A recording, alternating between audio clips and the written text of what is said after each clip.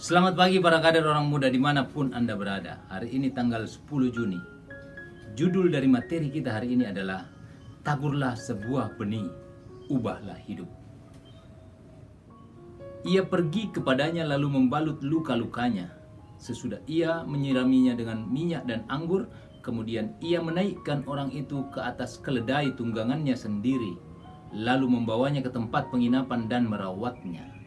Keesokan harinya ia menyerahkan 2 dinar kepada pemilik penginapan itu, katanya, "Rawatlah dia, dan jika kau belanjakan lebih dari ini, aku akan menggantinya waktu aku kembali." Dari Injil Lukas bab 10 ayat 34 sampai dengan 35. Para kader yang saya cintai dan saya banggakan, sering sekali kita mendengarkan kalau kita bisa bertahan hidup dari apa yang kita dapatkan. Sesungguhnya kita bisa bertahan hidup dari apa yang kita berikan. Membantu orang lain adalah sesuatu yang bisa Anda mulai lakukan hari ini.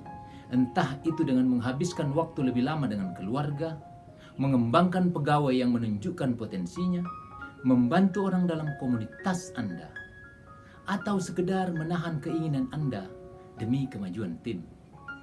Kuncinya adalah menemukan tujuan Anda dan membantu orang lain saat Anda mengejarnya. Seperti yang dikatakan oleh seorang artis yang bernama Danny Thomas, semua orang dilahirkan dengan satu tujuan, tetapi tidak semua orang menemukan tujuan itu. Sukses dalam hidup tidak tergantung dari apa yang Anda dapatkan dalam hidup, tetapi dari apa yang Anda berikan kepada orang lain. Para kader yang saya cintai dan saya banggakan, hari ini kita belajar mengenai hal memberi, sesuatu yang sangat sederhana tetapi bisa sangat sulit kalau kita tidak mau lakukan. Ilustrasi yang dikutip dari kitab Injil Lukas tadi menceritakan tentang seorang Samaria. Orang Samaria adalah orang-orang yang dianggap orang pinggiran, yang tidak termasuk dalam kelompok orang-orang Yahudi. Dia menjadi warga kelas 2 jika berada di Yerusalem dan sekitarnya. Diceritakan dalam kisah itu bahwa ada seorang yang dirampok habis-habisan, setelah itu dipukuli juga sampai hampir mati dan ditinggalkan begitu saja di tengah jalan. Dan sesaat setelah itu ada seorang imam yang lewat. Imam, orang yang dihargai, dan dia tidak bergeming. Dalam hatinya mungkin, saya harus buru-buru dan tidak sempat menolong orang ini. Dia berjalan dari seberang jalannya dan dia meninggalkan begitu saja orang yang terkapar hampir mati itu. Setelah itu ada orang lain lagi. Orang yang kedua yang melewati jalan itu adalah orang Lewi. Orang Lewi adalah salah satu dari 12 suku Israel yang selalu merasa lain, terpisah dari yang lain, karena mereka merasa, sayalah keturunan Lewi, putra dari Yakub dan Lea. Dia merasa lebih dari sekedar suku yang lainnya, dan dia tinggalkan juga. Dan yang terakhir, lewat orang Samaria. Kisah ini sangat terkenal. Dalam kitab suci seringkali diceritakan. Orang Samaria adalah orang yang terpinggirkan walaupun dia termasuk dalam 12 suku Israel itu. Orang Samaria adalah selalu dianggap warga negara kelas 2. Walaupun dia juga keturunan Yahudi, tapi tidak pernah dianggap sebagai orang Yahudi. Dan mungkin dianggap orang yang tidak berguna. Tapi pada saat itu perumpamaan yang disampaikan oleh Tuhan Yesus, orang Samaria lah yang berhenti menolong orang yang teraniaya itu, yang hampir mati. Dying, dia membalut luka-lukanya, menaikkan ke keledainya sendiri, dan dia menuntun keledai itu sampai di kota, masukkan ke hotel, diurusnya sampai besok paginya dengan sangat baik, dan dia menitipkan kepada penjaga hotel penginapan itu, "Jika kau belanjakan lebih dari uang yang saya berikan ini, saya akan kembali dan membayarnya." Luar biasa.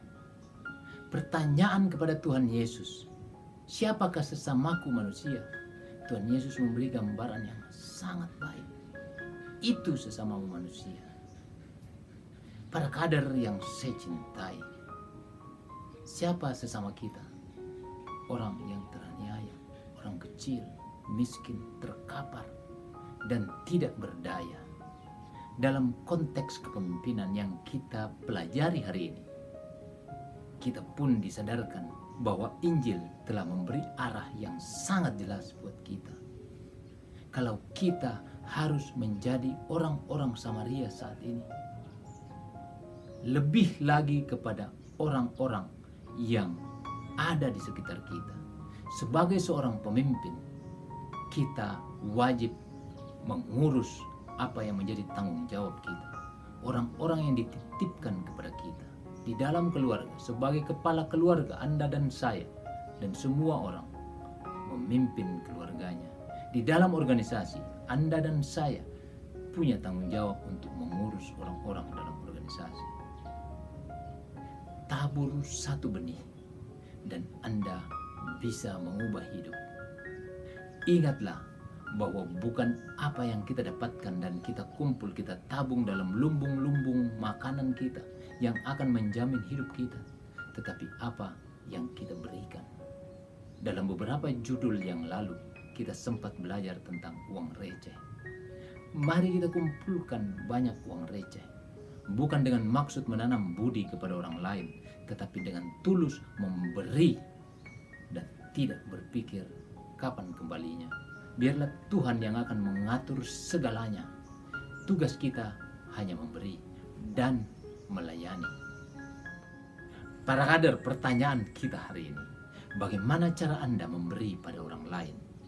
Selamat belajar dan berlatih setiap hari untuk memberi tanpa pamrih dan tanpa berpikir. Beri saja, jangan berpikir. Tuhan memberkati kita semua. Amin.